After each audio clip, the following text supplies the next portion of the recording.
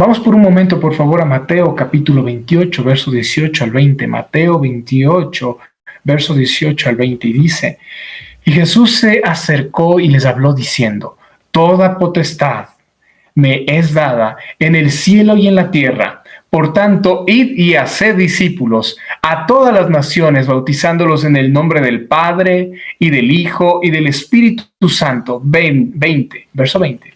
Enseñándoles que guarden todas las cosas que os he mandado. Y aquí yo estoy con vosotros todos los días hasta el fin del mundo. Amén.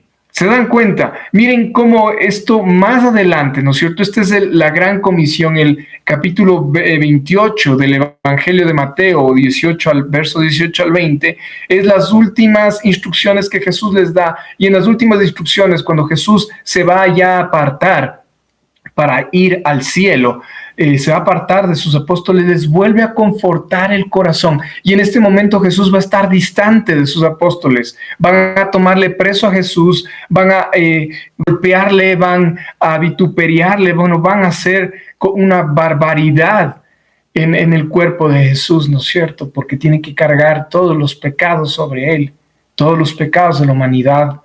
Y Jesús va a estar apartado de sus apóstoles. Y por un momento estos apóstoles se van a quedar sin su pastor. Todo el momento de la crucifixión, del juicio de Jesucristo, y los 3 días hasta la resurrección. Y Jesús, con un amor tan maravilloso, tan único, tan de Dios, tan perfecto, tan paternal, si cabe el término, ¿no? Se preocupa de ellos, de ese tiempo que los hermanos. Qué importante es, qué maravilloso es comprender el cuidado que Jesús tiene de nosotros y tuvo de los apóstoles.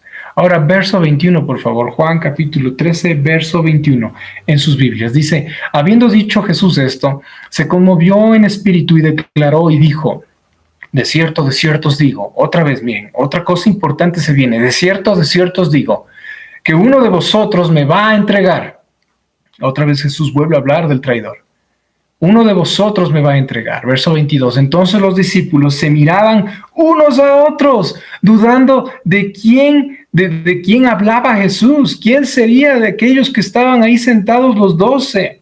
Verso 23. Y uno de sus discípulos, al cual Jesús amaba, estaba recostado al lado de Jesús. Sabemos que era Juan, ¿no?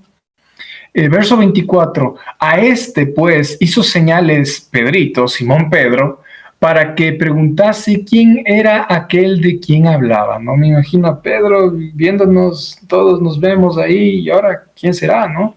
Pero quiero que veamos el contexto, que nos metamos en la piel de las personas que están en ese momento ahí, y de lo que Dios quiere transmitirnos a través de este Evangelio de Juan. Metámonos en la piel de las personas que vivieron ese momento. Estamos 12, ¿no es cierto? Y hay un traidor y todos nos quedamos viendo, pero nadie se imagina, nadie se le pasa por un momento que Judas es el traidor. Pero si Judas es el hombre de más confianza en todas las organizaciones, la persona que maneja el dinero, el que maneja los recursos económicos, siempre es la persona de más confianza. Pero bueno, vamos a ver que en el ministerio de Jesucristo, Judas tenía un corazón perverso. Judas nunca creyó la palabra. Miren, hermanos amados y amigos que nos escuchan, qué interesante es comprender esto. Judas fue enseñado por el mayor maestro de todo el universo, por el maestro de maestros, Jesucristo. Judas presenció milagros que ya quisiéramos ver nosotros. Y aún no creyó. Es que la palabra de Dios dice, y esto es para meditación profunda, iglesia amada, amigos que nos escuchan, que la fe no es por vista, que la fe viene por escuchar la palabra de Dios y creerla. Y que el cristiano debe vivir por fe y no por vista. No por cosas impresionantes que pasen. No, ahora sí ya creo. Entonces, quiero que tú comprendas que cuando las personas creen por milagros, que cuando las personas creen por las cosas que ven, no es una fe verdadera. No es una fe que va a ser probada y aprobada por Dios. Acompáñame, por favor, por un momento, a Juan capítulo 12, verso 6. Juan capítulo 12, verso 6. Juan capítulo 12, verso 6, un poquito retrocediendo atrás, dice, pero dijo esto no porque se cuidara de los pobres, miren, está hablando de Judas aquí, Juan capítulo 12, verso 6, dijo esto no porque se cuidara de los pobres, y lo voy a poner un poquito en contexto, aquí están con Jesús en la casa de Lázaro, y están con las hermanas de Jesús, Marta y María se acaba de arrodillar y lavar los pies de Jesús con un perfume carísimo de nardos, que equivalía a un salario todos los salarios durante un año, ¿no es cierto? Y el único que se está quejando cuando ella bota el perfume, ¿no es cierto?, desde la cabeza de Jesús y principalmente en sus pies, y le unge como un rey, y comienza a secar sus pies con sus cabellos, como que fuera una toalla, y María está en una posición de esclava de Cristo prácticamente. Y todos se quedan asombrados. El único que protestó, ¿no? El que reveló su corazón, lo que había profundamente en su corazón, en realidad en ese momento, es Judas.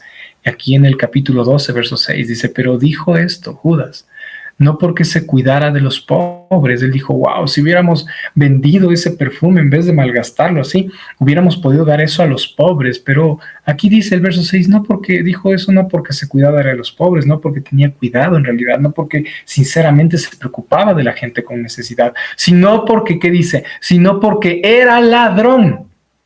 Era ladrón y teniendo la bolsa sustraía de lo que se echaba en ella. Judas se robaba las ofrendas que daban las personas, la gente, para el ministerio de Jesús. Qué impresionante es comprender eso. Ahora, si vamos de nuevo al verso 25, estamos en Juan capítulo 13, verso 25, amados hermanos. Él entonces recostado, ¿quién? Juan, no Juan el Bautista, Juan el apóstol. Él entonces recostado cerca del pecho de Jesús, le dijo, Señor, ¿quién es? Y respondiendo Jesús, verso 26, a quien yo diere el pan mojado, aquel es. Y mojando el pan, lo dio a Judas Iscariote, hijo de Simeón. Y después del bocado, Satanás entró en él, verso 27. Entonces Jesús le dijo, lo que vas a hacer, hazlo más pronto, verso 28. Pero ninguno de los que estaba a la mesa entendió por qué le dijo esto. ¡Wow! ¿Se dan cuenta? Entre los hombres, tal vez Judas era una persona de buen nombre, era una persona moralmente buena, ¿no es cierto?, entre comillas, era una persona socialmente buena. Y ninguno de los apóstoles, inclusive viendo que Jesús dice, al que yo le dé el pan mojado y le da a Judas, la gente, los apóstoles que están ahí, todavía no pueden comprender, no pueden imaginar, no pueden aceptar que Judas es el traidor. Verso 28, verso 29. Porque algunos pensaban, puesto que Judas tenía la bolsa, que Jesús le decía, compra lo que necesitamos para la fiesta, ¿no? La Pascua, o que diese algo a los pobres, ¿se dan cuenta? Siguen pensando lo mejor de Judas. Verso 30.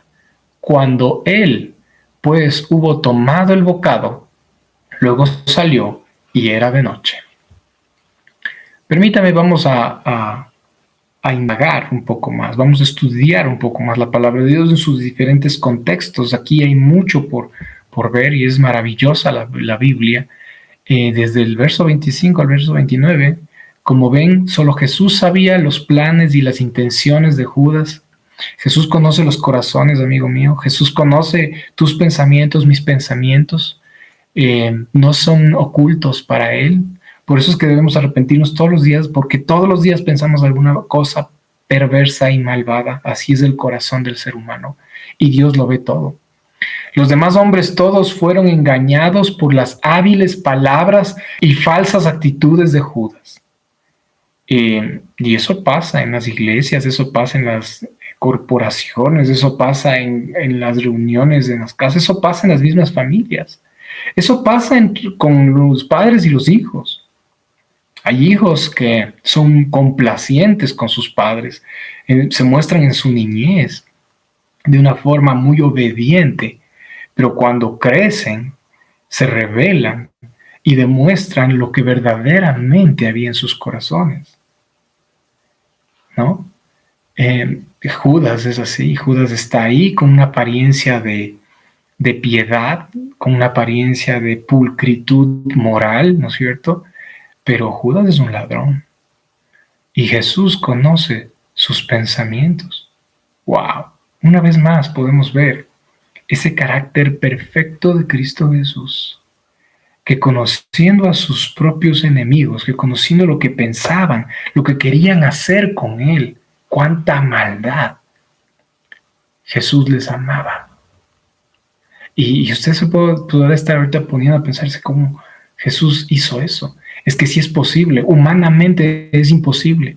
Humanamente, el ser humano, a la persona que le hace daño, a la persona que le hace un mal, lo que el ser humano busca es cobrar su venganza, ¿no? Tal vez hacerlo más de lo que recibieron en mal. Así es el corazón del ser humano. Y Jesús, que es perfecto hombre y perfecto Dios, Jesús nos muestra una vez más su carácter perfecto, conviviendo con un ladrón. Jesús sabía que se robaba. Jesús sabía que no creía en el Evangelio. Jesús sabía que él no creía en ninguno de sus actos maravillosos, ninguno de sus milagros asombrosos. Judas amaba el dinero. Judas era un codicioso, un ladrón. Del verso 26 al verso 27 podemos ver esto. Un contexto cultural. Mire, en la celebración de la Pascua, en ese entonces, entre los judíos era una tradición de aquella época que el anfitrión preparara un bocadillo especial para un invitado especial. De entre todos los invitados siempre había un invitado especial, alguien por quien el anfitrión sentía un afecto especial, ¿no? Y este bocadillo se le daba solamente a esa persona, para que esa persona sienta ese cariño del anfitrión. Era a fin de demostrar, ¿no es cierto?, un cariño diferente al de las demás personas.